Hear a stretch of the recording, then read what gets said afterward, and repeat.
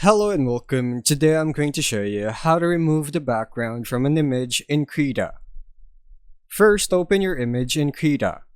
Krita works non-destructively, so the safest method is using a transparency mask instead of directly deleting pixels. Select the contiguous selection tool, also called the magic wand. Click on the background area you want to remove. Adjust the threshold in the Tool Options docker to control how much similar color gets selected. Higher threshold selects more similar shades. Lower keeps it tighter and cleaner. If the background is complex, you can use the freehand selection tool, magnetic curve selection tool, or Bezier curve selection tool for more precise edges. Once your subject is selected, go to Select, then Invert Selection so your background is selected instead of the subject.